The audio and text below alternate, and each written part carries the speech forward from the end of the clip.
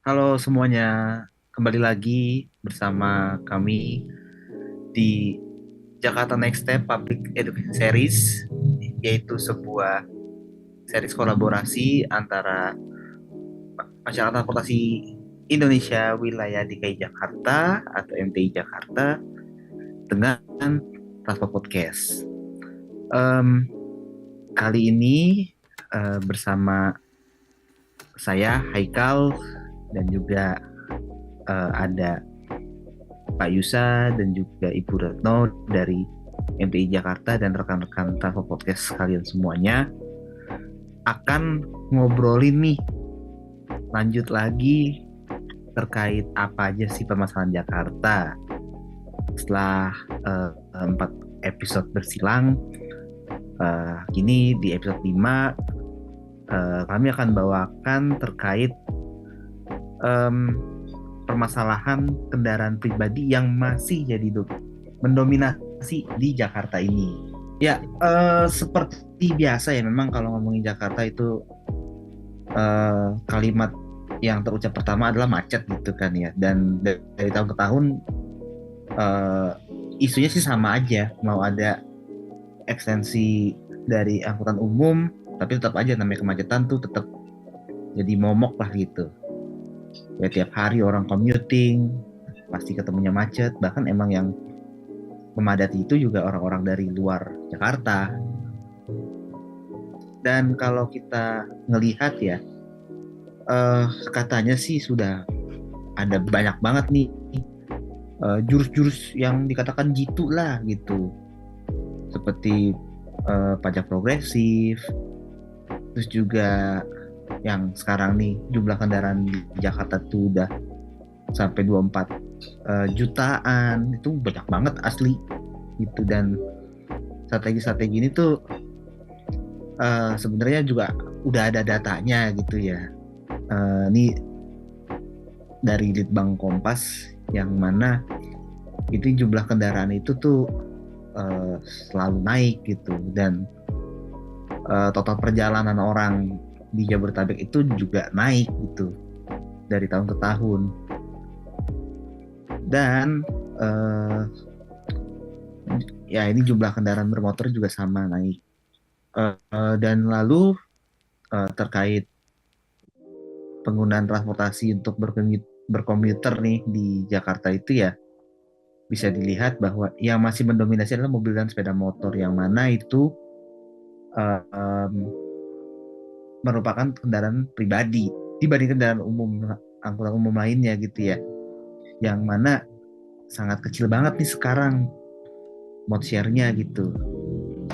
Dan mungkin sekalian kita nih mau nanya ke Pak Yusa dan Bu Retno, sekarang kita berdiskusi gitu, sebenarnya tuh ada faktor apa aja sih yang memutuskan masyarakat itu untuk melakukan pemilihan penggunaan moda transportasi gitu.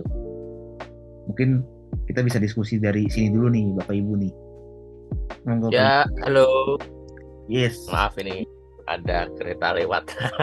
Jadi eh basic ya. Jadi kita kembali ke sebenarnya kita kayak kembali ke awal ya, bahwa orang Iya. kalau bepergian itu apa sih yang dipikirkan? Eh Sebenarnya kalau orang bepergian tuh pada dasarnya itu bermobilitas ya. Eh, terutama itu kan sebenarnya dia ingin melakukan atau memenuhi kebutuhan yang memerlukan dia harus bepergian. Jadi harus harus sekolah, harus bekerja, harus belanja dan lain-lain, ketemu teman ya. Pada akhirnya bepergian itu hanya satu bagian dari bagian awal untuk mereka bisa menyelesaikan atau memenuhi kebutuhannya. Ya. Walaupun ada juga orang yang bepergian itu tujuannya untuk memang utama saja bepergian. Gitu. Nah, tapi ini kan nggak terlalu banyak ya. Atau sebenarnya gabungan keduanya, dia punya tujuan yang harus dipenuhi, tapi sepanjang jalan dia juga ingin merasakan perjalanannya. Ini kalau kalau bahasa zaman sekarang tuh experiencing the journey-nya, jadi Oh, iya. merasakan perjalanannya itu sendiri ya kan.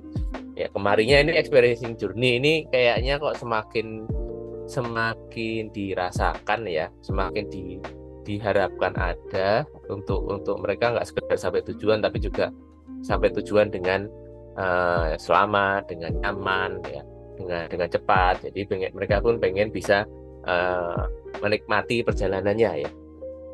Sampai intinya orang kan pengen sampai tujuan. Nah, kalau pengen sampai tujuan, maka nomor satu itu orang pasti mencari pada dasarnya orang itu kan selalu mencari yang paling praktis. Satu, paling praktis, ya, paling mudah untuk dilakukan.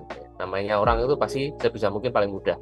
Lalu kalau sudah paling mudah, ya, dia akan berusaha secepat mungkin sampai ke tujuan, karena kan dia ada tujuan, ya. Walaupun ada beberapa yang mungkin nggak perlu cepat-cepat, ini biasanya yang punya kepentingan lain, tapi ini biasanya bukan mayoritas. Orang pengen secepat mungkin, ya. Baru ada juga yang semurah mungkin, ya. Antara secepat dan semurah ini gonta-ganti, ini tergantung prioritasnya masing-masing. Ada yang mengutamakan kecepatan, ada yang ya agak lama sedikit, nggak apa-apa lah, asal lebih murah, ya. Nah, biasanya kalau ini di sosial ekonomi yang dia perlu memperhatikan biaya, biasanya antara dua hal ini saling gonta-ganti lah. Nah, ada juga yang memilih setelah itu adalah paling nyaman, ya. Walaupun paling nyaman, paling habis itu adalah paling aman. Nah, ini akan selalu beda pertimbangannya kalau kita bicara kondisi sosial ekonomi masyarakatnya. Karena jangan lupa, ini kan kita bicara orang yang bepergian, ya, sebenarnya, ya. Tapi pada umumnya itu orang selalu punya pertimbangan sendiri untuk naik, untuk komunitas mereka mau naik apa. Tapi pada dasarnya pertimbangan utamanya itu. Cuman kalau bicara di Indonesia yang agak lucu adalah keselamatan itu kayak bukan nomor satu. Suka nggak suka, ya, kalau kita ngeliat mental orang akan bicara paling cepat, paling murah. Entah kenapa di Indonesia keselamatan itu seakan-akan nggak nomor satu, orang nggak mempertimbangkan itu dulu. Mungkin itu dulu dari saya. Nanti kalau panjangan di awal habis kita nanti bahan diskusi. Gimana nih? Lanjut kita. Mungkin dari Bu Retno ada pandangan mungkin, Bu? Ya, halo semuanya. Halo. Ketemu lagi kita, ya, di tema podcast yang makin lama tantangannya makin sulit gitu ngejawabnya. Tapi kayak yang episode lalu lebih parah itu sih kayaknya, Bu. Kompleks banget. Kita agak rendam dikit dulu ya. Iya, ini kita bicaranya lebih ke hulunya, ya. Hulu, betul. Jadi kalau ditanya alasan apa orang untuk melakukan transportasi gitu, ya, atau sekarang sih bahasanya mobility gitu, ya, mobilitas gitu, ya, berpindah tempat gitu, ya. Nah, sekarang ditambah lagi apa sih faktor-faktornya orang gitu, ya, untuk melakukan perjalanan dan lain-lain. Saya setuju sih sama Pak Yusa tadi, pendekatannya emang sederhana sih. Kalau kita tanya faktor apa yang membuat orang tuh melakukan pemilihan gitu, ya. Ya, intinya ya dua itu, betul kata Pak Yusa, paling murah dan paling cepat. Jadi kalau dalam ilmunya itu termasuk paling cepat itu diartikan sebagai diartikan sebagai total biaya yang harus dikeluarkan oleh pelaku perjalanan. Total biaya itu terdiri dari berapa ongkos yang harus dikeluarkan ditambah berapa penghematan yang mereka dapetin. Jadi kalau ngomong biaya dan waktu gitu, ya. Jadi kalau kita ngomongnya paling murah, paling murah, ya Pak Yusa, ya, paling murah itu berarti ongkosnya yang paling murah. Tapi begitu kita ngomong paling cepat, berarti berapa penghematannya. Jadi kalau misalnya di-compare gitu, ya. Kalau saya harus naik angkutan umum, membutuhkan waktu let's say 30 menit dari saya keluar dari rumah sampai dengan tujuan. Tapi kalau saya harus naik, saya membayar sekian rupiah gitu, ya.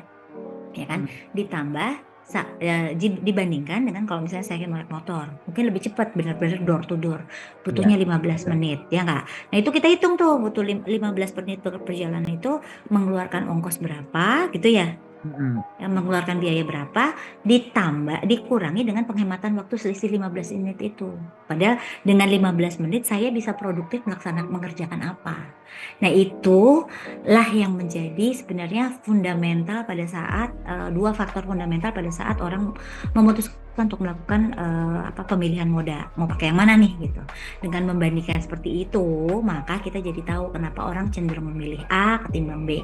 Kenapa orang cenderung memilih angkutan pribadi ketimbang angkutan umum, begitu juga sebaliknya. Nah ini sangat dipengaruhi oleh perspektifnya orang. Orang yang punya katakanlah ya kemampuan lebih gitu ya, fleksibilitas lebih tinggi, pasti akan cenderung untuk memilih angkutan pribadi. Orang yang nggak punya pilihan gitu ya, penghasilannya pas-pasan, dia akan cenderung untuk menggunakan kendaraan umum. Jadi kalau nanti secara keilmuannya nanti akan terbagi tuh yang namanya captive market untuk angkutan umum, ya kan? Choice market untuk angkutan umum. Begitu juga dengan captive market untuk pengguna angkutan pribadi dan choice riders untuk pengguna angkutan pribadi. Jadi nantinya akan ada orang yang benar-benar saya tergantung sama angkutan umum. Ada juga orang yang saya bisa memilih antara menggunakan angkutan umum dengan angkutan pribadi. Nah begitu juga pada saat kita lihat di sisi yang satunya lagi, saya nggak bisa pakai angkutan umum. Saya udah captive, pokoknya apapun yang saya lakukan saya harus pakai angkutan pribadi. Nah ini yang harus dilihat secara strategis gitu ya dari sisi pemerintah, bagaimana dia akhirnya bisa menggunakan instrumen kebijakan untuk geser-geser nih, ya kan, mana yang captive ridersnya angkutan umum berarti ada treatment khusus, ada yang choice ridersnya angkutan umum treatmentnya seperti apa. Nah ini yang nanti mungkin ke depan kita akan bahas lebih lanjut, kira-kira gitu. Oke, jadi ada ini ya. Nambahin ini. Jadi simpelnya gini. Jadi ketika orang bepergian ya, itu mereka akan selalu ada hal yang perlu dibayar. Nah, simpelnya dibayar ya. Ya, ada orang yang mau membayar ya, mengkuantifikasikan biaya itu dengan dia mengeluarkan uang ya, sebesar mungkin mereka sebesar apapun mereka mau membayar. Ini biasanya nanti larinya ke pengguna kendaraan pribadi. Tadi yang dijelaskan Bu Retno, ini kemungkinan besar adalah kelompok yang secara sosial ekonomi mampu dan membutuhkan ya mereka untuk membayar itu, misalkan untuk menghemat waktu, untuk mendapat keamanan lebih, untuk mendapatkan kenyamanan lebih. Kok mereka berani ngambil? Karena mereka ada hal yang ingin dipenuhi, dicapai, dan itu bisa jadi untuk mereka nilainya dianggap lebih besar. Kembali ke masalah persepsi ya. Ada juga ini yang bisa membayar, jadi tidak semua biaya itu bentuknya ongkos langsung yang dibayarkan gitu ya, tapi bisa juga bentuknya adalah pilihan atau tindakan ya. Kalau yang ada juga kelompok yang pada akhirnya membayarnya adalah dengan mengambil risiko ya, ini bisa jadi adalah kelompok yang sebenarnya dia perlu untuk mendapatkan sesuatu ya, mendapatkan sesuatu yang lebih dengan dia melakukan penghematan waktu, atau dia dengan mempermudah proses untuk bepergiannya ya, tapi dia tidak mampu untuk membayar nih. Nah ini biasanya mengambil risiko. Ini bisa jadi adalah orang-orang yang lalu naik kendaraan roda 2 misalkan pribadi, atau melakukan pelanggaran karena dia ingin percepat. Nah, ini kan larinya nanti ke perilaku. Tapi tadi itu pertimbangannya banyak. Pasti ada yang selalu harus dibayar. Nah, tinggal dibayar ini dalam bentuk apa? Apakah dia dibayarnya dalam bentuk dia mau merelakan waktunya terbuang lebih ya, atau dia mau membayar dengan biaya langsung yang lebih ya, atau dia mencari dengan mengambil resiko ya. Karena ini pertimbangannya banyak, tapi kira-kira kayak gitulah untuk gambaran awal ya. Oke. Jadi definisi biayanya itu tuh luas ya, nggak hanya ongkos dalam bentuk duit gitu, tapi lebih ke preferensi dan willingness-nya si pengguna transportasi umum nih mau pakai apa gitu ya Pak ya. Ya, macam-macam lah, tergantung persepsinya Iya. bagaimana. Oke, kita lanjutkan. Oke, baik, sebelumnya tadi sudah bahas nih terkait faktor-faktor apa aja yang mempengaruhi masyarakat ataupun pengguna transportasi baik umum atau publik itu mereka milih yang mana untuk berkegiatan sehari-hari. Nah, ini bahasanya nggak begitu jauh sih dari masalah faktor-faktor pemilihan, dan pasti dari pemilihan masyarakat terkait penggunaan transportasi itu sudah ada yang namanya budaya ataupun kebiasaan dari masyarakat itu sendiri. Nah, di lingkungan masyarakat sendiri itu ada nggak sih kira-kira budaya dalam bermobilitas yang dimana budaya tersebut dapat mempengaruhi masyarakat dalam memilih moda transportasi yang digunakan, baik itu yang publik maupun yang pribadi. Mungkin Pak Yusa ataupun Bu Retno ada insight atau mungkin pengalaman mengenai hal tersebut. Nah, ya, makasih. Ini menarik ya sebenarnya ya, pengaruh budaya dalam orang memilih moda. Jadi saya berapa kali menemukan pembahasan topik ini ya di level penelitian, dan juga ketika kita diskusi dengan sesama praktisi, dengan akademisi di bidang transport ya. Jadi budaya ini ternyata salah satu hal yang berperan besar dalam orang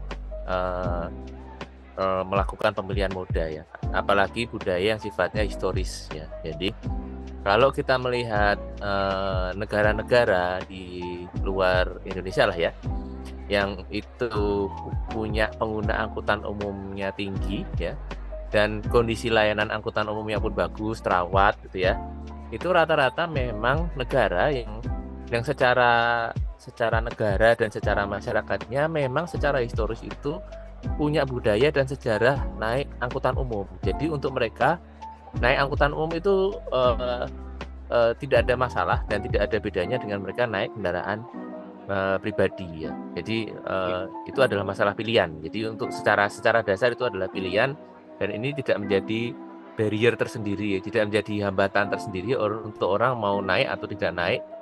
Secara pertimbangan psikologis lah istilahnya, itu nggak ada pertimbangan, nggak ada masalah. Nah, tapi juga kalau kita melihat di Indonesia ini ya, dulu itu kita punya budaya angkutan umum ya sebenarnya ya, di kota-kota di Indonesia, tapi memang tidak semasif kalau di luar negeri sebenarnya, tidak semasif di luar negeri. Dan kalau kita bicara di Indonesia memang tantangannya adalah saya nggak tahu sejarahnya bagaimana, tapi ketika pilihan mobilitas ini dilekatkan dengan kondisi sosial ekonomi ya. Jadi ketika orang itu bisa bermobilitas dengan kendaraan pribadi, dianggap kondisi sosial ekonominya itu lebih terpandang, lebih terhormat ketimbang mereka yang naik angkutan umum. Saya nggak tahu ini sejarahnya gimana, bisa ke arah sana ya.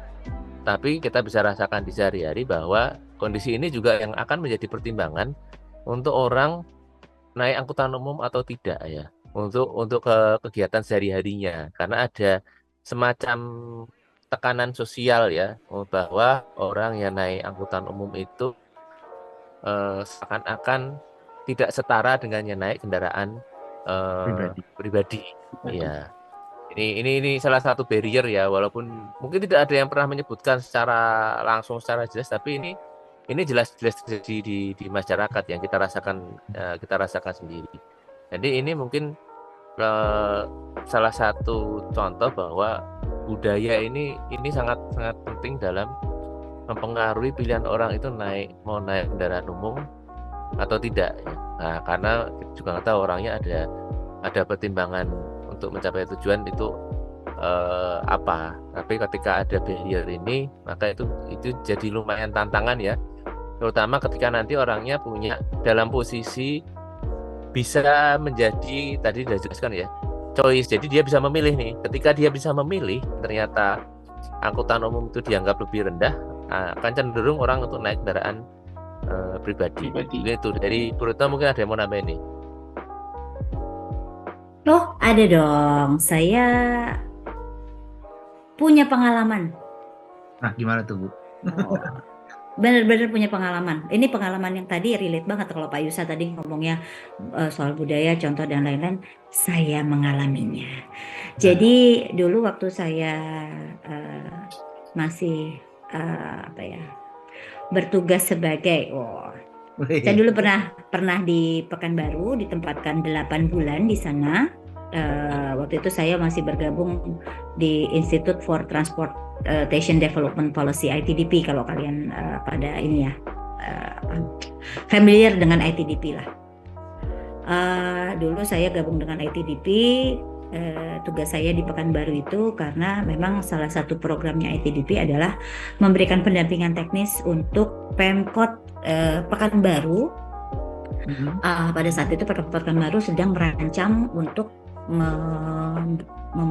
membangun jalur busway untuk koridor 3 Panam Pekanbaru. Saya masih ingat itu tahun 2010 sampai 2011. Udah lama banget. Pengalaman pribadi saya ya, ini kita ngomong Pekanbaru. Culture-nya di sana adalah budaya Melayu, betul? Raja-rajanya raja-raja orang-orang Melayu lah. Saya mungkin ngomongnya suku ya, kesukuan ya, kita terkaitan dengan budaya. Waktu saya ditempatin di sana, saya nggak dikasih fasilitas apapun gitu loh, cuman waktu itu dapat mes gitu ya, kemana-mana dapat fasilitas untuk mobilitas gitu ya, bermobilitas itu disediakan lah kayak mobil dinas lah ya, oleh dinas perhubungan waktu itu ya, dan itu saya hanya bisa pakai pada saat bekerja. Artinya pada saat tidak bekerja ya saya harus menggunakan angkutan umum, betul? Nah, itu kejadian yang saya alami sendiri ya di Pekanbaru itu kan panas sekali gitu ya. Mungkin itu salah satu yang membuat orang enggan untuk melakukan jalan kaki. Buat saya sih ya nggak masalah sih, karena kan ya kalau saya harus kemana-mana naik angkutan umum berarti salah satu moda yang saya gunakan kan juga berjalan kaki ya, betul nggak? Ujung-ujungnya itu. Nah, bisa bayangin nggak saya jalan kaki panas-panas diliatin sama hampir semua orang yang ada di sana. Bahkan sampai yang ada naik mobil itu juga ngeliatin saya sampai bingung. Saya berasa jadi kayak ini gue alien dari mana ya gitu. Tapi itu fundamental loh. Sebenarnya dari situ saya juga mengamati masyarakat. Bagaimana ternyata masyarakat merespon keberadaan angkutan umum. Ternyata untuk angkutan umum bisa masuk ke satu daerah itu juga perlu proses yang panjang. Apalagi tadi proses untuk merubah budaya. Nah, ini yang menjadi pertanyaan, siapa yang bertanggung jawab untuk merubah budaya tadi? Atau kita tidak bilangin merubah ya, tapi memperkenalkan angkutan umum sebagai bagian dari budaya yang baru dalam bermobilitas. Ini pengalaman nyata saya sendiri. Jadi dari situlah saya banyak belajar bahwa penting banget gitu ya, ya lewat saluran apapun gitu ya, termasuk di dalam podcast ini gitu ya, untuk memberikan edukasi ke masyarakat bahwa jalan kaki itu nggak dosa loh, betul nggak? Betul. Mungkin dipandang suatu hal yang aneh gitu ya, karena mereka ngapain ya cewek jalan kaki siang-siang panas-panas, betul gitu ya. Tapi kan tadi ya ada tuntutan buat saya untuk melakukan perjalanan, sehingga ya dan saya menggunakan angkutan umum ya saya harus melakukan itu gitu. Betul. Nah, betul kata Pak Yusa tadi, kita nggak bisa ya. Itu satu pengalaman, walaupun saya bukan sosiolog ya, tapi ini pengalaman pribadi saya sendiri yang membuat saya jadi sangat memahami bahwa memperkenalkan program angkutan umum ke daerah itu tidak semudah membalikan tangan. Kita akan berhadapan dengan value-value di masyarakat seperti yang Pak Yusa tadi sampaikan. Ada juga ya, maksudnya budaya-budaya yang memperkenalkan bahwa kita pasti tadi kalau kesejahteraan kita meningkat, kondisi sosial ekonomi kita meningkat, maka memiliki sense of ownership kita terhadap sesuatu gitu ya, barang gitu ya, itu menjadi lebih tinggi, lebih nanti derajat naik dan lain-lain gitu loh. Walaupun ya pada akhirnya kan nanti ya dalam perjalanannya sekarang sudah mulai banyak perubahan pengenalan terhadap kualitas terhadap layanan angkutan umum, kualitasnya itu mungkin perlahan-lahan bisa merubah kebiasaan budaya orang untuk melakukan perjalanan. Ingat ya, mungkin harus lihat fundamentalnya juga. Indonesia dulu negara kerajaan kan.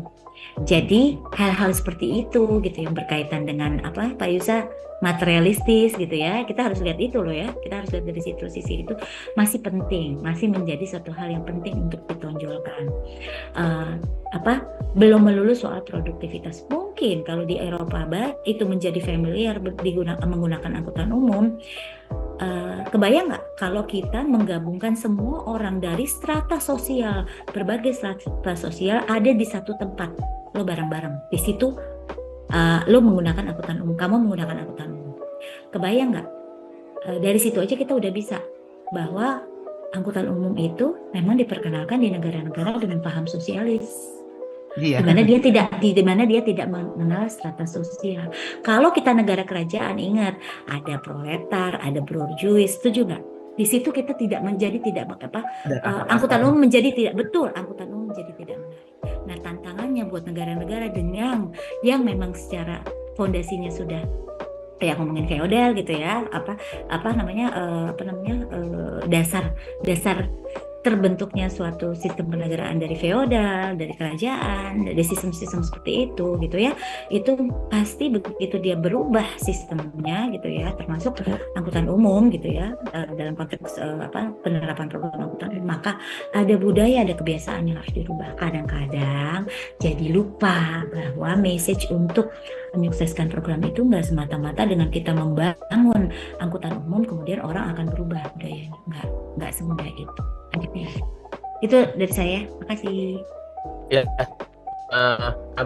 tambahan. Saya jadi keinget. Jadi iya, setuju Bu bahwa sejarah perkembangan suatu masyarakat, suatu bangsa, suatu negara itu penting sekali untuk dilihat kalau kita mau bicara masalah memahami kenapa orang itu punya kendaraan pribadi atau enggak, mau naik angkutan umum atau enggak ya. Karena contohnya gini, Jepang itu kan negara maju ya sebenarnya. Meskipun dia itu kerajaan ya, dan zaman dulu itu tidak semua orang itu bisa punya kuda karena kuda itu kan lambang dia itu sebenarnya keluarga bangsawan ya, jadi nggak semua orang itu bisa naik ya. Tapi yang unik adalah di sana orang berjalan kaki itu bukan suatu hal yang hina. Bahkan bangsawannya itu mau berjalan kaki. Jadi ini yang agak unik. Sehingga kemarinnya posisi pejalan kaki ini tetap dianggap sebagai posisi yang terhormat. Itulah kenapa kalau kita ke Jepang itu jalur pejalan kaki itu selalu ada. Bahkan di jalanan yang tidak punya trotoar itu selalu ada garis di pinggir jalan yang menandakan sebenarnya untuk berjalan kaki. Dan orang udah tahu kalau berjalan kaki di tempat yang nggak ada trotoar itu harus bagaimana. Dan itu diperlakukan dengan hormat. Nah, ini lalu kenapa di sana angkutan umum itu bisa maju ya? Kenapa? Karena salah satu ciri angkutan umum adalah dia butuh pejalan kaki, karena orang harus berjalan kaki kan pada akhirnya kalau naik angkutan umum. Nah, yang beda nih dengan di Indonesia ya, meskipun Indonesia itu juga kerajaan ya, tapi posisi pejalan kaki ini sepertinya tidak dianggap seterhormat kalau di Jepang sana. Kalau kita lihat sama-sama kerajaan ya, jadi orang berjalan kaki itu istilahnya adalah terpaksa. Nah, kalau kita bahkan melihat buruan saya dari Jawa, jadi di Jawa itu ada salah satu filosofi ya, yang menggambarkan seorang laki-laki ya, ini kalau bicara gender ya, seorang laki-laki itu baru dianggap laki-laki benar-benar sukses ya. Salah satunya adalah kalau punya kendaraan. Nah, inilah mungkin yang salah satunya menjadi pendorong secara tidak sadar masyarakat itu lalu berusaha punya kendaraan sendiri dan kemana-mana naik kendaraan sendiri. Dan karena ini tidak pernah dibahas nih di level pemerintah, social engineering-nya bagaimana agar orang itu tidak lalu terpaku pada pola pikir lama. Dulu ya, ketika ada banyak kendaraan bermotor ya, yang jadi tunggangan ini adalah kuda itu kan mahal ya, tapi lalu muncul sepeda. Inilah kenapa lalu dulu itu sepeda itu banyak sekali populasinya. Salah satunya karena yaitu tuntutan pada saat itu harus punya kendaraan. Nah, kendaraannya zaman itu adalah sepeda gitu loh. Nah, ketika kendaraan bermotor itu mudah dibeli, harganya turun dibandingkan pendapatan masyarakat, dan iring masyarakatnya semakin sejahtera, maka orang cenderung membeli kendaraan pribadi dan naik kendaraan pribadi. Ini terlepas dari ada juga masalah dari sisi layanan angkutan umum sendiri yang membuat orang semakin ingin naik kendaraan pribadi. Ini perlu ya, nanti kita bahas lebih lanjut. Tapi kira-kira gitu. Jadi faktor sejarah ini memang ya karena nantinya kultur nah ini kalau tidak pernah disentuh ya kita nggak akan sadar kita punya masalah apa. Karena kan saya pribadi itu pressure dari keluarga untuk selalu punya kendaraan pribadi itu besar sekali ya. Dengan alasan apapun lah, tapi pressure itu ada itu. Nah ini sebenarnya contoh bahwa pola pikir ini penting untuk disentuh kalau kita memang pengen masyarakat kita itu tidak bergantung pada kendaraan pribadi untuk kegiatan sehari-hari ya. Kalau sekedar punya ya terserah lah, tapi kalau terus dipakai terus setiap hari ya inilah yang bikin macet sebenarnya. Gitu dari saya dulu. Bisa, kalau dulu kuda, sekarang juga kuda, tapi tenaga kuda ya, horsepower ya. Sempat transisi ke sepeda, lalu sepedanya dilupakan. Iya, ya ini memang ya kita nggak bisa menafikan ya bagian dari sejarah negara kita gitu loh. Cuman sayangnya proses pembangunan infrastruktur ini seringkali tidak dibuat juga bagaimana transformasi kebudayaannya, transformasi kebiasaan masyarakat. Ini PR yang selalu siapa yang mau jawab ya? Sementara seluruh permasalahan itu dikaitkan dengan solusinya adalah engineering. Padahal kita juga butuh social engineering di situ. Gitu. Iya, bukan itu ya. Yang jadi kita nih terlalu teknis gitu sampai melupakan ada sisi sosialnya yang ya sebenarnya kita bisa menakar behavior orang-orang itu supaya meningkatkan minat memakai kendaraan umum juga ya nggak sih Bu? Betul. Oke, kita menarik banget nih diskusinya nih. Mungkin ya aku pengen nanya juga nih terkait aktivitas apa aja kiranya bisa mempengaruhi pemilihan moda transportasi nih Bapak Ibu nih.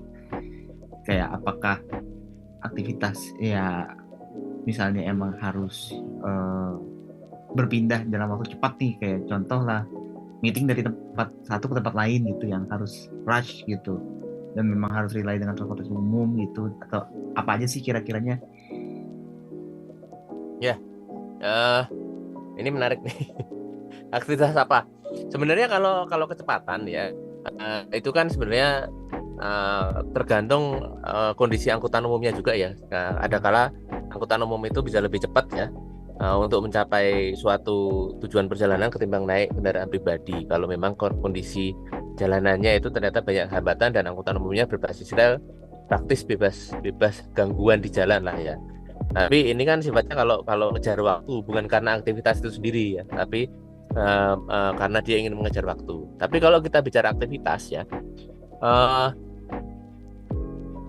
yang kemungkinan besar orang memilih naik atau tidak angkutan umum atau kendaraan pribadi itu satu, aktivitasnya itu melibatkan berapa orang, jumlah orangnya. Apakah misalkan liburan ya. Nah, kalau liburan itu kan rame-rame itu kan nggak mungkin kepisah-pisah ya. Iya. Apalagi kalau aktivitas rekreasi ini ada melibatkan orang perlu membawa barang bawaan. Barang bawaannya banyak. Nah, ini kalau dia bisa banyak sekali dan perginya harus bareng, ini akan kemungkinan orang naik kendaraan pribadi karena kalau naik kendaraan umum pasti sangat repot dan cenderung ganggu. Kecuali yang pergiannya jarak jauh ya, barangnya bisa terbagasi. Tapi kalau di dalam kota sepertinya kok agak susah. Ya, ini juga artinya apa? Kalau orang belanja, apalagi partai besar ya, kemungkinan besar dia akan naik kendaraan pribadi. Kecuali belanjaannya bisa dikirimkan, gitu ya, atau bisa dibawa di kendaraan umum tanpa ganggu penumpang lain. Tapi ini juga yang agak menarik adalah kejadian di Tanah Abang sepertinya Nah itu. beda sendiri ya. Iya. Karena orang bisa bawa barang-bawa naik KRL tuh. Iya, itu Ini mungkin juga harus dipikirkan masalah kenyamanannya dengan penumpang lain, apakah lalu ada layanan untuk dijadikan kargo atau bagaimana ya. Tapi itu sebenarnya extraordinary ya sebenarnya. Kalau cuma 1-2 itu nggak apa-apa ya, tapi kalau terus rame-rame itu kayaknya kok harus dipikirkan ya. Nah, Abang punya behavior sendiri memang, Pak. Ya, atau aktivitas yang tujuannya itu memang tidak ada layanan angkutan umum, yaitu orang pasti naik kendaraan pribadi gitu. Iya. Walaupun sebagus-bagus angkutan umum di Jakarta ya, misalkan dia harus keluar kota yang di sana itu nggak ada kendaraan umum ya, orang pasti akan cenderung berangkat dari Jakarta naik kendaraan pribadi karena nanti di sana dia perlu mobilitas ya, kecuali nanti sampai sana dia cuma di stasiunnya, cuma di terminalnya, itu masih mungkin naik kendaraan umum. Tapi kalau harus muter-muter segala macam ya agak susah juga itu loh. Ini juga yang membuat orang ketika kita punya aktivitas khas namanya mudik ya. Kenapa ada yang mudik naik kendaraan pribadi, ada yang mudik naik kendaraan umum. Nah, yang naik kendaraan umum ya ini biasanya masih ada keluarga di sana. Dia sudah ada tujuan langsung, jadi sampai tujuan itu dia bisa langsung ke rumahnya. Nah, kemungkinan besar nih di sananya dia sudah punya kendaraan pribadi. Jadi tidak perlu membawa dari Jakarta. Yang tidak ya, yang nggak punya keluarga dan tujuannya bisa beda-beda akan selalu cenderung naik kendaraan pribadi. Jadi tujuan aktivitasnya apa dan melibatkan kegiatan apa di tujuan itu sangat menentukan orang mau naik kendaraan pribadi atau naik kendaraan umum ya.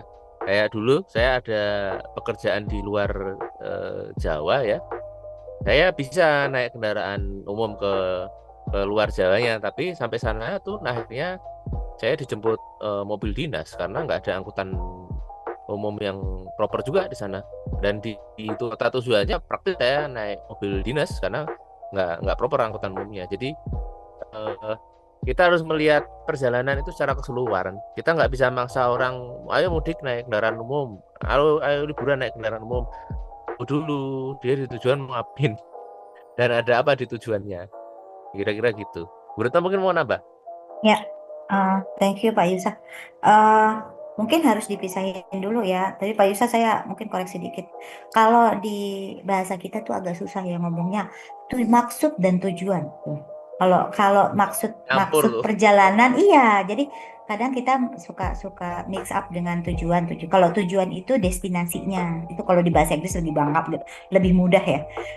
Origin destination gitu, destinationnya. Tapi kalau yang dimaksud dengan aktivitas itu lebih ke purpose-nya. Maksud perjalanannya mau melakukan apa.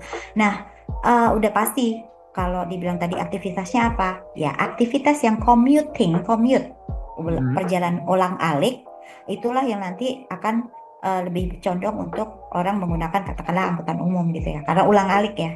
Jadi yang hari-hari dia lakukan. Perjalanan yang hari-hari sudah dilakukan itu jelas dia pasti berhitung berapa biaya kos yang saya harus keluarkan untuk menempuh perjalanan yang sifatnya ulang-alik. Karena itu dia lakukan setiap hari, setiap minggu, setiap bulan, setiap tahun. Betul? Betul banget. Nah, jadi udah tahu tuh kalau perjalanan commuting pasti kayak perjalanan ke sekolah ataupun juga perjalanan bekerja. Tapi perjalanan yang sifatnya sekali-sekali saya mau rekreasi gitu kan ya. Sekali-sekali saya pengen ke Tanah Abang gitu ya untuk belanja, tapi bukan bukan yang sifatnya belanja yang bisnis trip gitu ya. Nah, itu yang membuat mereka ada tadi muncul pilihan mau pakai angkutan pribadi atau angkutan angkutan umum. Eh, Satu lagi yang dan itu membentuk kebiasaan kalau di Indonesia. Beda negara, maka kebiasaannya akan berbeda. Kalau nih, saya contoh di negara-negara yang udah maju gitu ya, ngedate nih, saya bilang ngedate itu mereka lakukan kan sebenarnya weekend atau aku malam mingguan seperti yang kita lakukan ya malam mingguan, betul kan? Ngedate di Singapura tetangga sebelah itu nggak pakai mobil. Iya.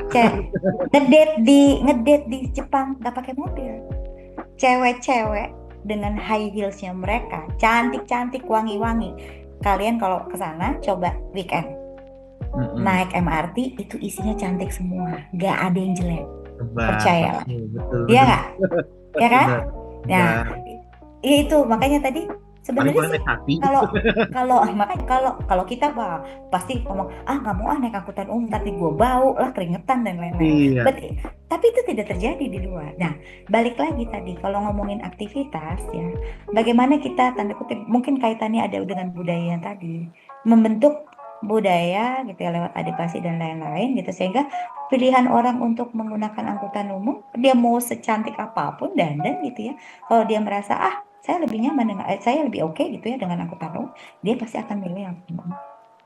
It happens gitu saya benar-benar lihat sendiri pada saat itu wah keren juga ya mereka benar-benar yang dress up gitu ya dengan high heelsnya dan itu tidak mengurangi cantiknya mereka untuk gengsinya mereka ya untuk mereka naik angkutan umum. Itu yang jujur jarang sekali gitu ya tapi sekarang kita udah punya MRT ya maksudnya kita nggak bicara kelas sosial Pak Yusa ya kadang-kadang pun gitu ya pada saat saya juga harus meeting ke pusat gitu ya saya pilih kok untuk naruh mobil saya di Lebak Bulus saya pakai high heels naik MRT itu saya juga sudah melakukan itu ya mungkin nanti ke depan akan banyak tuh namanya ya pergeseran budaya ya untuk untuk menuju yang lebih baik bahwa MRT juga akan jadi salah satu angkutan yang punya daya tarik gitu. Itu sih dari saya. Nah, ya. Nah, nambah lagi. Jadi kalau purpose-nya commuting itu akan lebih mudah orang untuk diarahkan naik kendaraan umum ya, karena mereka bisa memperkirakan sudah pasti ya.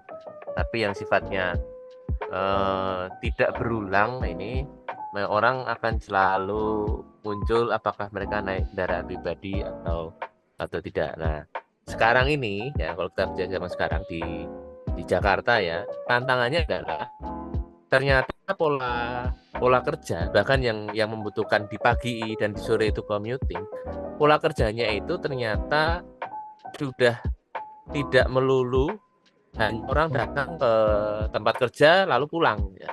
Iya. Sudah mulai banyak ya aktivitas pekerjaan, aktivitas pendidikan itu yang memerlukan orang berpindah dari satu tempat ke tempat lain bahkan setelah dia berangkat di pagi hari. Nah, aktivitas kayak gini ini sebenarnya yang jadi mirip dengan aktivitas yang sekali-sekali itu. Jadi seakan-akan seperti itu. Nah, lalu kalau yang jadi masalah adalah ketika ini sering terjadi, orang akan berpikir apakah mereka naik kendaraan pribadi atau kendaraan umum, apalagi kalau networknya itu, jaringan angkutan umumnya itu tidak bisa menjangkau yang mereka perlu capai dengan cepat ya. Cepat loh, kalau kita bicara kerja itu nggak mungkin dia bepergiannya lama, dengan cepat dengan andal agar mereka bisa melakukan aktivitas itu. Kalau itu nggak bisa ya pada akhirnya mereka akan memutuskan untuk naik kendaraan pribadi yang lebih fleksibel ya. Ya kita tidak bisa memaksa orang untuk selalu naik kendaraan umum, tapi paling tidak layanan angkutan umum itu memang harus dibuat bisa berkompetisi dari sisi akses dan jangkauan ya dan kecepatan tempuh ya, agar orang mau ada opsi untuk menggunakan angkutan umum di bepergian sehari-harinya. Karena kalau kita lihat ini sudah mulai banyak ya, dan itu jadi pertimbangan juga. Bahkan sesimpel mungkin arah tujuannya sama ya. Tapi ketika ternyata jam kerjanya itu bisa di luar jam layanan angkutan umum, ini langsung menentukan orang mau naik kendaraan pribadi ya. Karena saya ada teman, dia itu jam masuknya pasti, tapi jam pulangnya tidak pasti. Padahal commuting. Iya, padahal commuting. Yang jadi masalah adalah layanan angkutan umum ya ternyata itu tidak sesuai dengan kebutuhannya dia, maka dia memutuskan ya sudah dia naik kendaraan pribadi saja. Sebenarnya kalau ditanya dia mau naik angkutan umum atau enggak, dia jawabannya kalau layanannya sesuai jam kerja saya mau. Jadi faktornya banyak. Kira-kira gitu tambahan.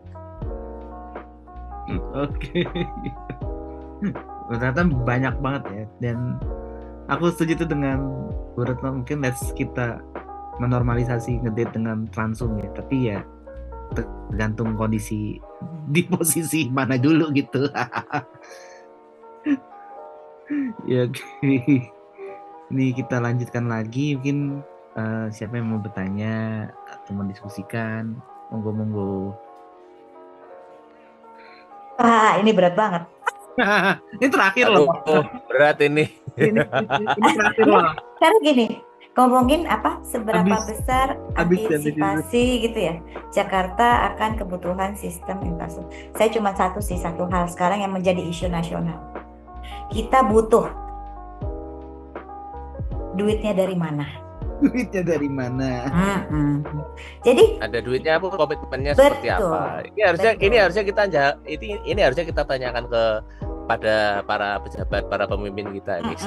Itu. Ini kalau kita ngomong ini kayaknya mengira-ngira nih. Iya.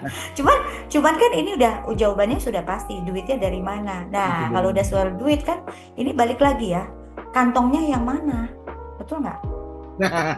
Kantong pemerintah Pemprov DKI Jakarta, kantongnya pemerintah pusat gitu ya, atau ada kantong-kantong yang lain gitu. Tapi intinya ya kalau sekarang dari apa yang sudah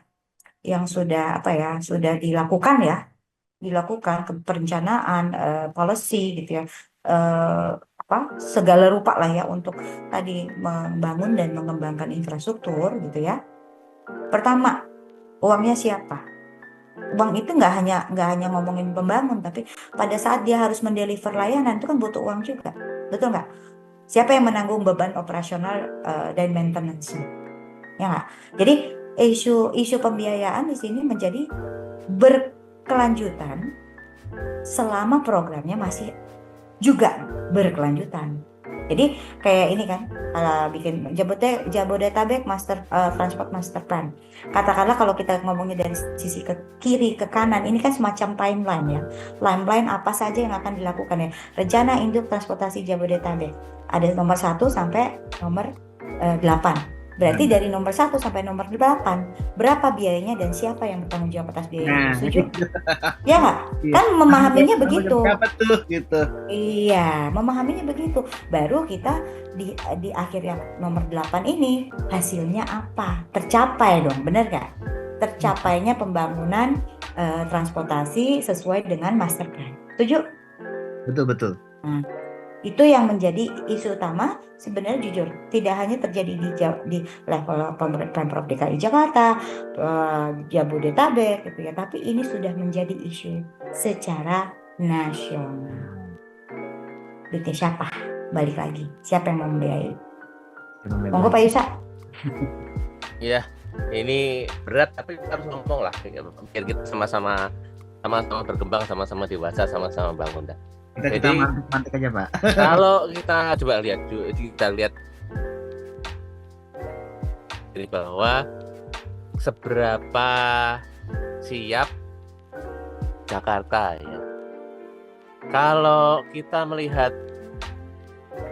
masifnya pembangunan ya walaupun nggak kalau kita melihat negara, paling kita ada bangun untuk prasarana MRT lah misalkan atau LRT, lalu juga revitalisasi layan KRL juga berjalan, lalu trotoar yang arahnya sudah sudah benar, ya sudah benar.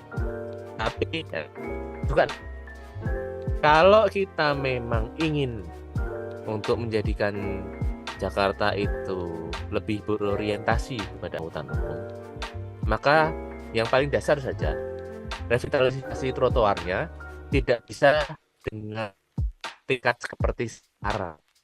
Trotoar di Jakarta itu banyak sekali. Bahkan kita tidak boleh hanya bicara jalan protokol ya, tapi sampai ke perumahan. Karena pada akhirnya ya orang berjalan kaki yang pasti itu kan keluar dari rumah. Ya. Bukan di depan teleport kan kita.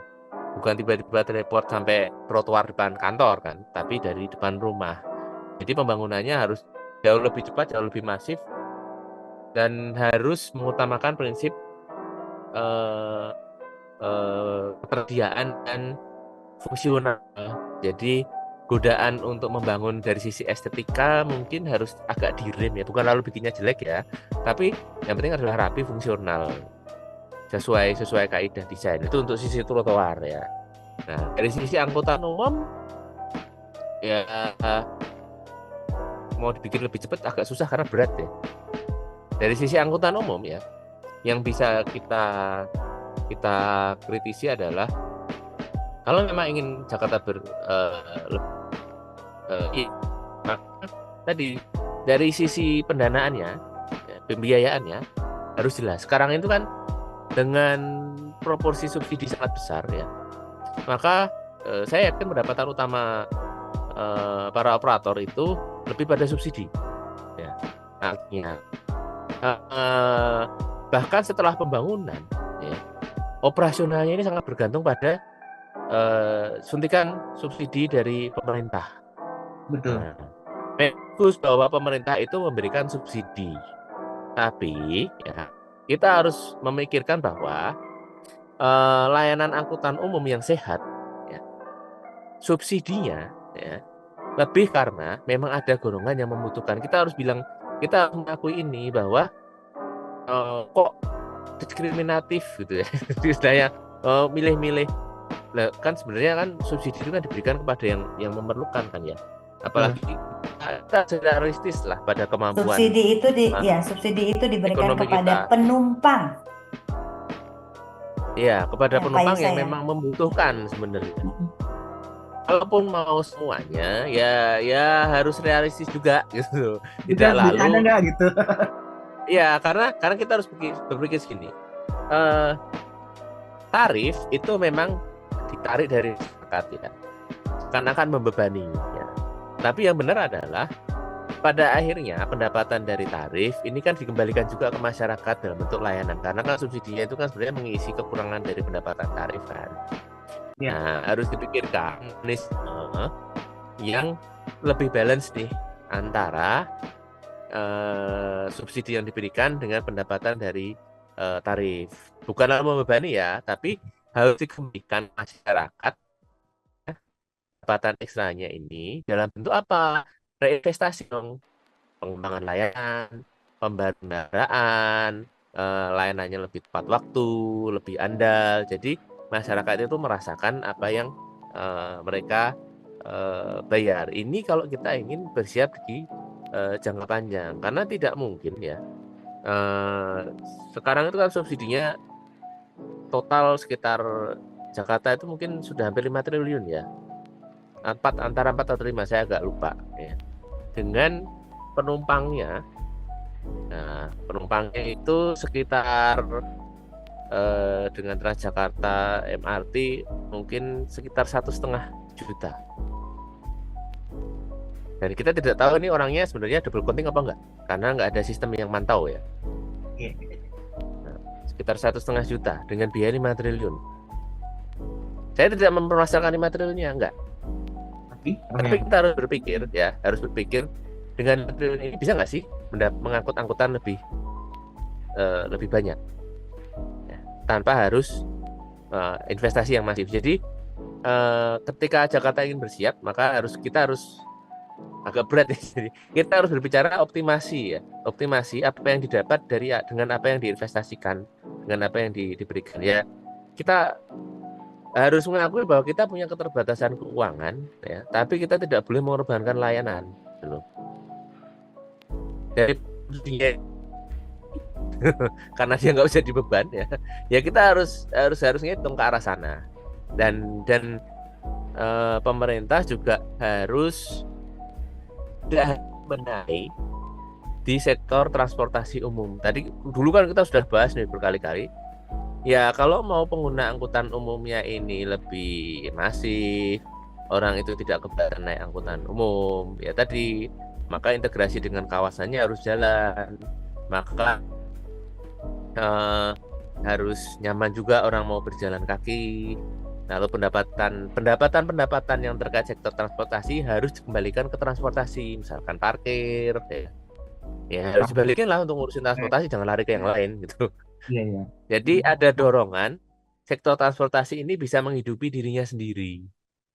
Itu kalau memang pengen bersiap jangka panjang. Kalau semuanya dibebankan tanpa itu dihitung, saya khawatirnya, ya, sekarang kan lagi era pemotongan anggaran, ya. Sebenarnya yang cocok itu kan optimasi, ya. Jadi optimasi efisiensi. Orang berusaha dengan istilahnya work smart gitu lah. Work smart itu kan kita bekerja dengan usaha seminim mungkin, hasilnya semaksimal mungkin kan.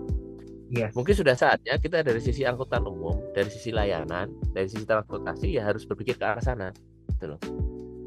Bukan lalu masyarakat, bukan, tapi sistemnya ya harus direview gitu, harus direview. Kita lihat perbaikan apa yang diperlukan agar kita bisa dapat hasil semaksimal mungkin dengan layanan yang ada. Karena kalau kita sekedar bangun,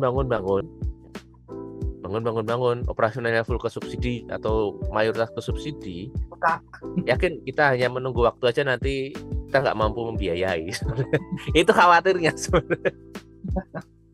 Sementara kalau kita bisa perbaiki dari sekarang, ketika nanti layanannya banyak, itu tidak menjadi beban, tapi justru jadi insentif untuk ekonomi, untuk masyarakat, karena mudah kemana-mana, lebih murah, lebih mudah, harus ke arah sana. Jadi harus jelas pemantauannya. Jadi kalau mau Jakarta bersiap, satu yang dilakukan adalah memperjelas pemantauannya.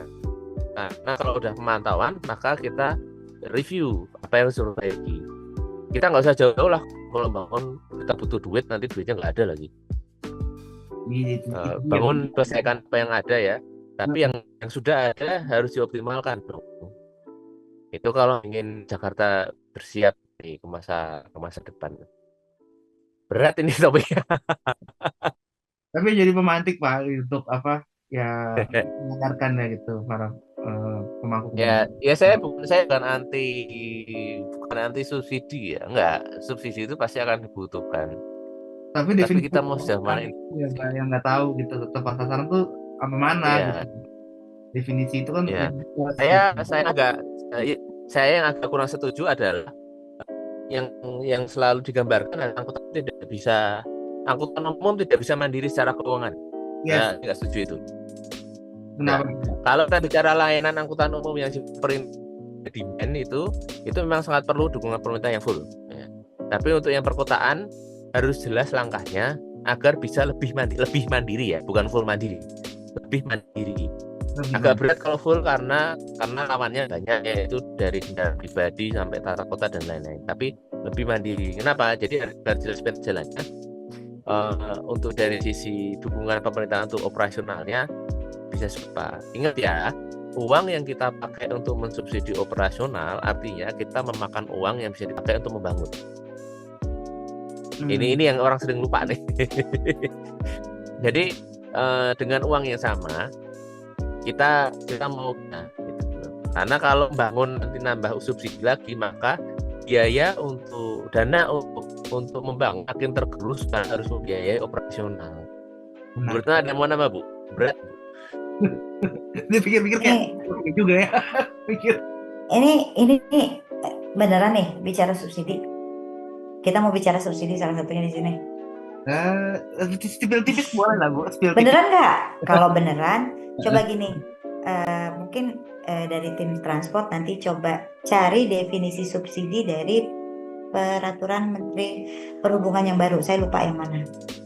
Hmm. Yang jelas pemahaman terkait dengan subsidi untuk ini ya, kalau nggak salah untuk BRT ya, coba cari aja deh ya. Saya juga lupa. Pokoknya itu baru kok. Itu permen yang baru. Itu permen yang baru gitu ya. Coba nanti kita sandingkan dengan pemahaman literaturnya. Oke. Itu Karena karena pembicaraan apa harus bukan kan sekedar nggak bisa sekedar fisik gitu. Nah. Kalau kita fokus ke fisik nanti misleading. Nah, kan sistemnya belum siap. kalau kita bicara subsidi ya, Tadi di pelajarannya nih, kita ngomong di pelajarannya ya, di keilmuannya gitu ya. Mungkin nanti di cross check. Makanya nih saya butuh mungkin nanti yang ditampilkan kita bisa lihat tuh dua pemahaman supaya ini bisa dipahami oleh semua pihak. Jadi kalau dalam keilmuannya subsidi itu selalu adalah diartikan sebagai gap antara biaya yang harus dikenakan kepada penumpang dengan tarif ya. Tapi coba dicek dengan pemahaman definisi subsidi di peraturan Menteri Perhubungan. Sejauh yang saya tahu gitu ya, yang di Menteri Perhubungan itu justru subsidi itu ke operator. Itu sebenarnya kalau dari pemahaman seperti itu ya, saya mau ngomong bahaya, sebenarnya emang bahaya gitu loh. Karena secara fundamental subsidi itu harus bisa dinikmati oleh segenap lapisan masyarakat. Kalau kita bicara Pemprov DKI yang mengeluarkan, maka semua orang yang berKTP DKI Jakarta harus dapat semua subsidi, harus merasakan manfaat dari subsidi itu. Jadi nggak ada yang namanya dibedakan. Mana yang disubsidi? Tadi yang ngomongin tepat sasaran ya, balik lagi secara fundamental subsidi itu harus bisa dirasakan oleh semua segenap lapisan masyarakat. Nah, artinya ya sekarang kalau memang kita mau menurunkan beban subsidi yang sudah terlalu tinggi gitu ya, kita harus mengukur skala keekonomian masyarakat DKI Jakarta itu sudah ada di mana. Maka menjadi tidak terhindarkan kalau memang tarifnya harus naik. Bukan naik sih sebenarnya. Within 20 years dari Transjakarta dioperasikan sampai dengan tahun 2025 ini, kondisi perekonomian ekonomi kan juga berubah, betul nggak? Artinya dong, Bu. Harusnya secara fundamental struktur pendapatan masyarakat juga berubah. Benar nggak? Nah, subsidi itu dijadikan instrumen sebenarnya sama pemerintah, Pemprov DKI. Dia apakah Pemprov DKI mau bermain di aspek kesejahteraan? Kalau kita ngomongin kesejahteraan, maka pemerintah menggunakan instrumen subsidi itu supaya terjangkau. Atau kita mau geser ke atas nih, subsidinya kita kurangin, maka tarifnya akan mendekati tarif skala keekonomian. Nah, di sini sebenarnya pemerintah harus bijak. Ini yang repot, urusan bijak. Bijak tapi bertanggung jawab. Karena biar bagaimanapun uang yang dikeluarkan untuk subsidi itu adalah uang rakyat juga. Diambil dari pajak dan retribusi. Ya, saya setuju sependapat dengan Pak Yusa. Saya nggak anti sama subsidi, gitu loh. Tapi bagaimana kita mempertanggungjawabkan setiap sen yang kita gunakan untuk membayar subsidi yang asalnya dari uang rakyat. Uang saya juga, mungkin kalau Pak Yusa KTP-nya Jakarta ya uang Pak Yusa juga. Uang kita semua. Betul nggak? Betul banget. Nah itu, pemahaman fundamental subsidi itu harus dipahami benar-benar. Karena at the end of the day, siapapun pemimpinnya, dia yang akan mempertanggungjawabkan terkait dengan penggunaan uang. Paling gampang, yang nggak pernah dilakukan oleh pemerintah saat ini adalah bagaimana mereka benar-benar bisa mengukur. Jadi tepat sasaran itu pengertiannya adalah mengukur. Kita kan selalu ngomong subsidi tepat sasaran. Tahu nggak cara ngukurnya? Ukurnya apa gitu? Tahu. Ya kan? Kita tuh sering ngomongin gimmick, bahasa-bahasa gimmick, bahasa-bahasa jargon, tapi begitu kita masuk ke detail, kita nggak ngerti itu gimana cara ngerjain. Betul. Setuju? Ya. Bener banget. Jadi lewat media ini sebenarnya ayo kita coba belajar supaya kita lebih bertanggung jawab. Kan intinya itu ya.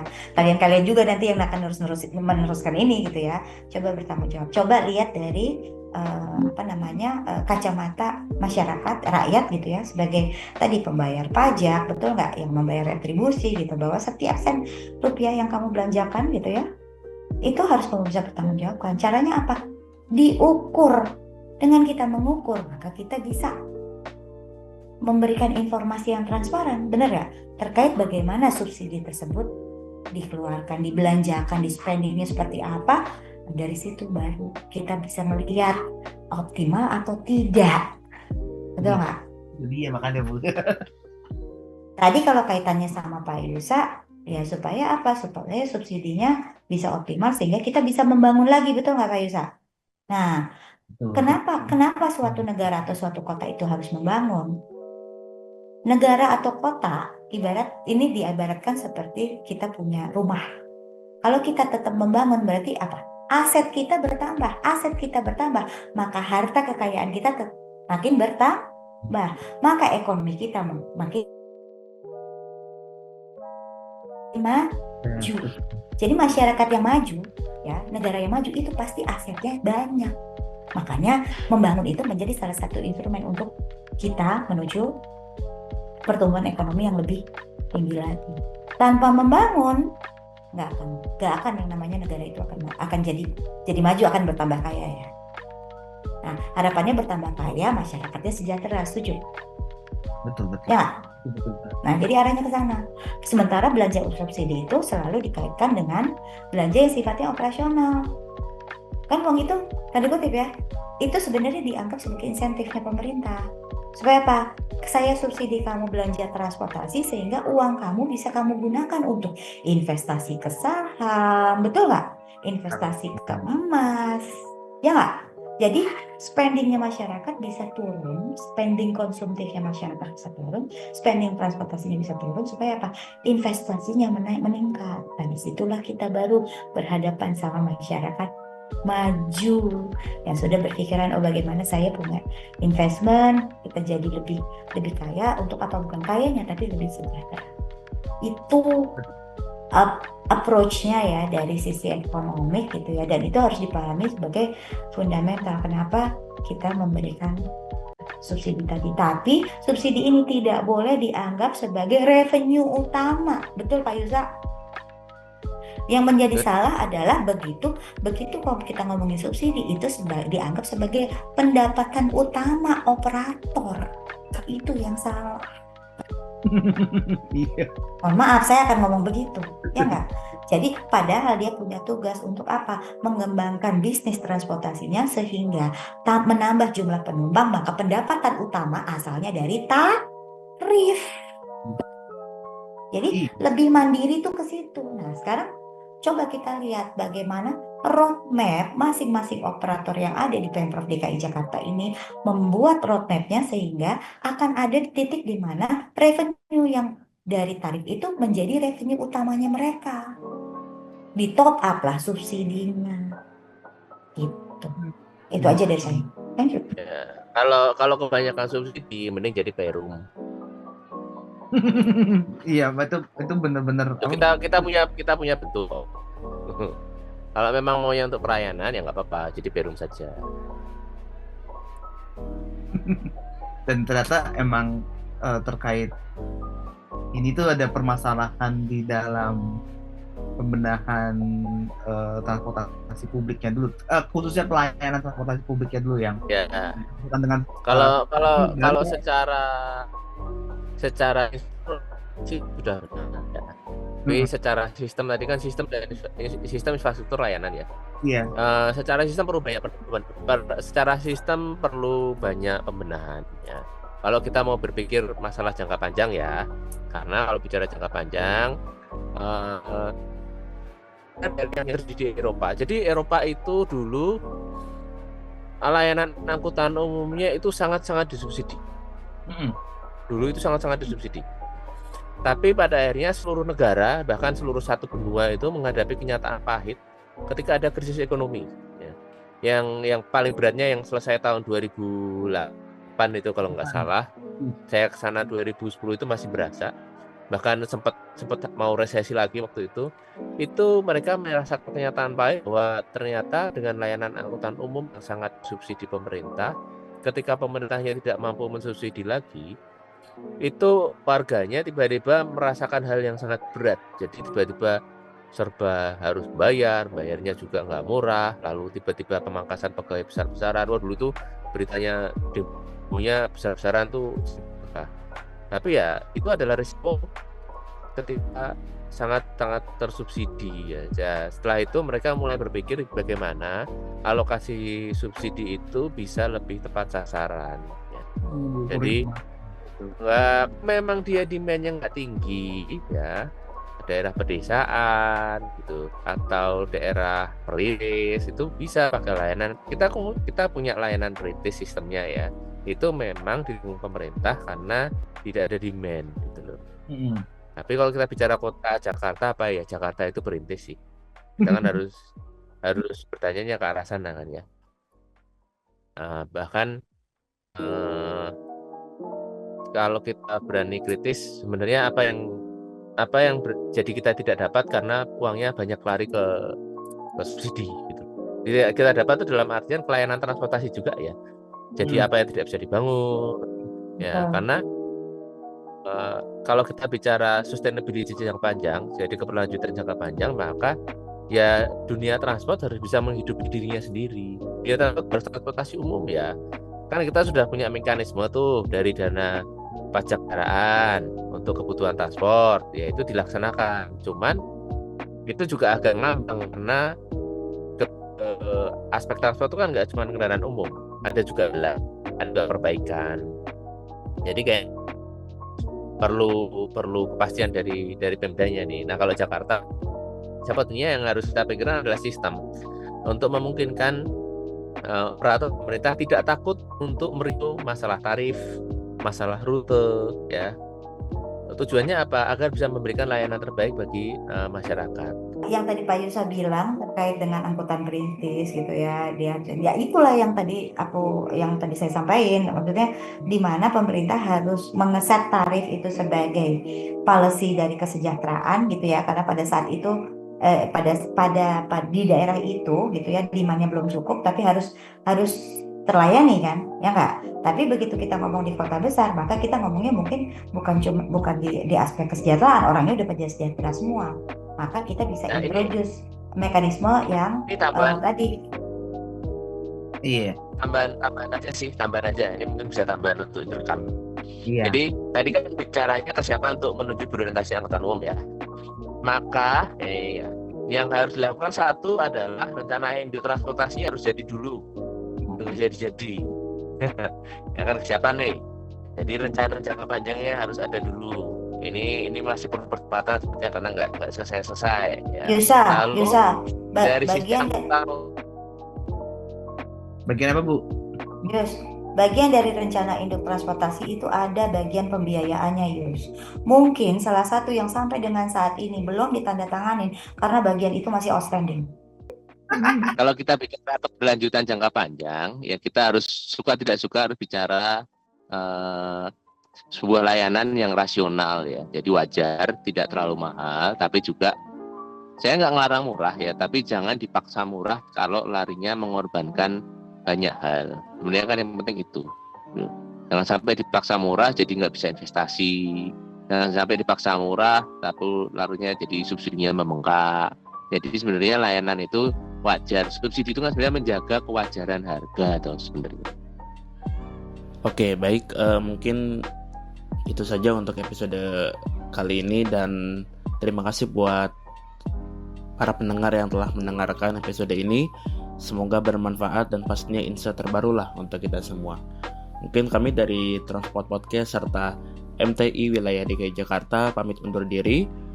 Wassalamualaikum warahmatullahi wabarakatuh. Sampai jumpa pada episode selanjutnya.